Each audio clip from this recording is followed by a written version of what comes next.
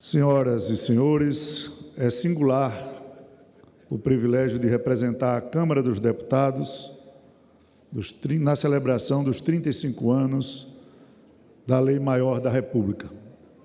A Constituição de 5 de outubro de 1988 é a culminação de 2 décadas de esforços pela redemocratização, um marco venturoso na história nacional. Um episódio que calou fundo nos corações dos homens e mulheres daquela geração e continua a inspirar nossas ações e nossas esperanças.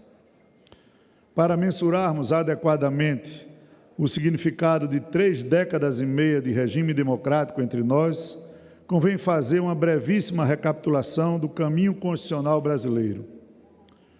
Nos 2 séculos da experiência nacional neste terreno, desde 1824, tivemos 7 constituições. A imperial, outorgada por Pedro I, foi até agora a mais duradoura, vigindo por quase 67 anos. A primeira Constituição republicana, de 1891, durou mais de 4 décadas, até a derrubada da Primeira República. As leis fundamentais da década de 1930 foram breves, e a de 1934 morreu com o recrudescimento do regime e o estabelecimento do Estado Novo. A de 1937, autoritária, faleceu com a onda democrática, que tomou o Ocidente após o fim da Segunda Guerra Mundial. Já as Constituições de 46 e 67, embora se assemelhem na duração, vigeram por cerca de 20 anos. Muito divergem da origem e no conteúdo. A Carta de 46 foi promulgada democraticamente por uma Assembleia Constituinte, restaurando a democracia entre nós e inaugurando a Quarta República. A Constituição de 67 foi a lei maior do regime militar e simboliza, em certa medida, o autoritarismo e a violência do período, sobretudo com os atos institucionais e a emenda constitucional número 1 de 69, que os incorporou. Faço este rápido relance sobre a trajetória do constitucionalismo brasileiro para realçar o significado, a beleza, o valor da nossa Constituição Federal de 1988 e da nossa democracia. 35 anos atrás, desta mesma mesa, doutor Ulisses reconheceu que não era perfeito o texto promulgado. As obras humanas, bem sabemos, nunca o são. Por outro lado, os méritos da Constituição Cidadã são notórios, vastos, abundantes, ainda mais quando considerado o momento histórico e o processo da sua elaboração. Decidiu o Constituinte não empregar um anteprojeto externo ou interno.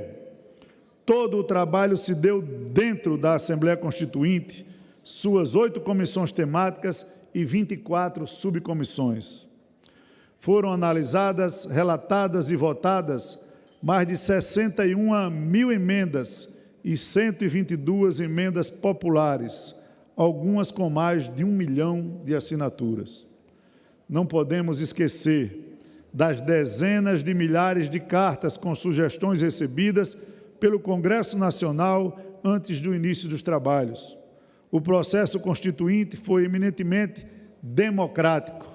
O retorno das liberdades civis, o fortalecimento dos direitos humanos, a ampliação da seguridade social, do direito à educação, a proteção ao meio ambiente, aos direitos sociais e coletivos.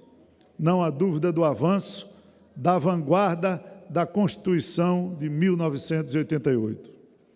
O nobre senador pelo Rio de Janeiro, Afonso Arinos, foi muito feliz ao dizer aos demais constituintes que, concluída a tarefa da promulgação, outro dever se apresentava, o dever de sustentar a Constituição.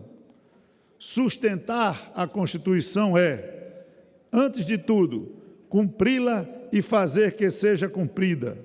Cabe sempre recordar as célebres palavras de Ulisses Guimarães, proferida da mesa da Câmara dos Deputados naquele momento. A Constituição, discordar sim, divergir sim, descumprir jamais, afrontá-la nunca. Traidor da Constituição é traidor da pátria. São as maiores autoridades da República as que mais têm responsabilidade nesta matéria. Os três poderes são guardiões da Constituição Federal e a sua guarda começa pela harmonia e independência preconizadas na Carta de 1988. Os poderes devem ser freios e contrapesos. Um poder não pode ser a bigorna e o outro o martelo dos outros. Como servo fiel da Carta Magna, cada poder, cada autoridade, cada servidor público deve agarrar-se com vigor às suas competências, jamais as recusando, jamais avançando sobre as competências alheias. Uma preocupação fundamental num regime democrático é o distanciamento entre as instituições e o povo, a ruptura da representação. O Estado e suas instituições existem para servir ao povo, para servir ao interesse da nação. É corriqueiro ouvir nas solenidades de Brasília que nossas instituições democráticas são sólidas, o que, felizmente, é verdade.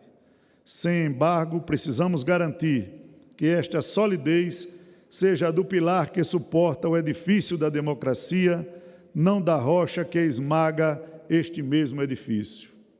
Não é o povo que deve servir a uma casta de agentes públicos, enclausurados em instituições ensimesmadas, esquecidas da sua função primordial, e a perseguir seus próprios interesses.